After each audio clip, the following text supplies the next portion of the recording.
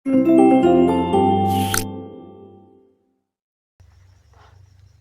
এই ভিডিওতে আমি আপনাদের মাঝে একটি পোস্টার ডিজাইনের পিএলপি ফাইল শেয়ার করব।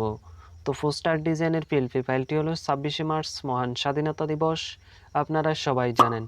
তো এই মহান স্বাধীনতা দিবস উপলক্ষে আমি এই পোস্টারটির পিএলপি ফাইল তৈরি করছি, যেটি আজ এই ভিডিওতে আমি আপনাদের মাঝে শেয়ার করব।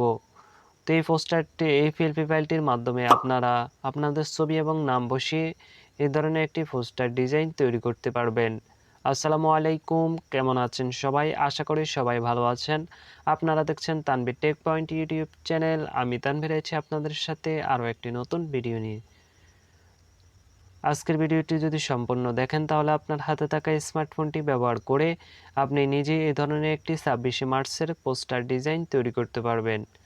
তো এই পোস্টারটি তৈরি করতে হলে আপনাদের একটি ফরম্যাট ফাইলের প্রয়োজন হবে। ফরম্যাট ফাইলের লিংক আমি ভিডিওর ডেসক্রিপশন বক্সে দিয়ে দিয়েছি, সেখান থেকে আপনারা ডাউনলোড করে নিতে পারবেন।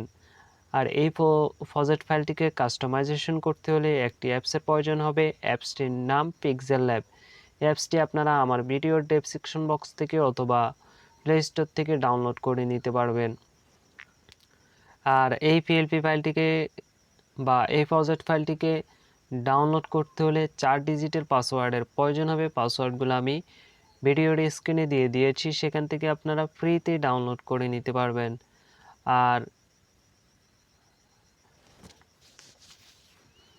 আর আপনি যদি আমার এই চ্যানেলটিতে নতুন দর্শক হয়ে থাকেন তাহলে অবশ্যই চ্যানেলটি সাবস্ক্রাইব করে দিবেন এরকম নতুন নতুন ভিডিও সবার আগে পেতে। তো চলুন আমাদের মূল ভিডিওটি শুরু করা যাক।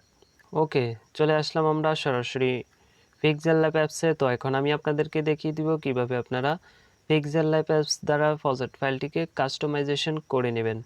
তো ফরম্যাট ফাইলটিকে ওপেন করার জন্য আপনারা এই কর্নারে দেখতে পাবেন 3 ডট আইকন। এই 3 ডট আইকনের উপর ক্লিক করে নেবেন।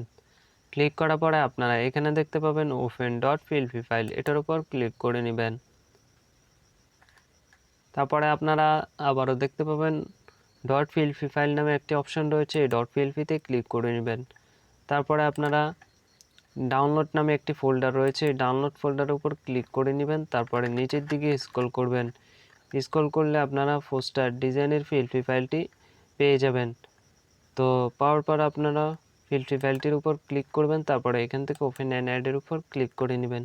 তারপরে ওকেতে ক্লিক করে একটু ব্যাগে চলে যাবেন। তো দেখুন পিএলপি ফাইলটা ওপেন হয়ে গেছে।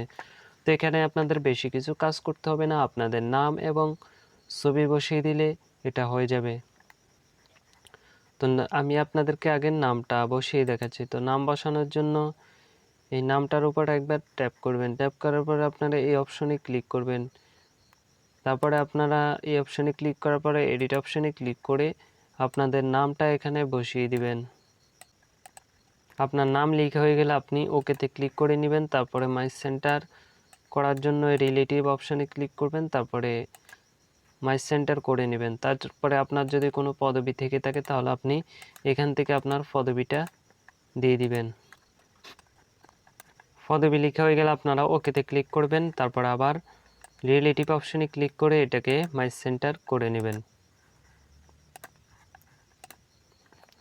তারপরে আপনাদের ছবিটা বসানোর জন্য আপনারা এই প্লাস আইকনে ক্লিক করে নেবেন। তারপরে এখান থেকে আপনারা ফ্রম গ্যালারিতে ক্লিক করে নেবেন।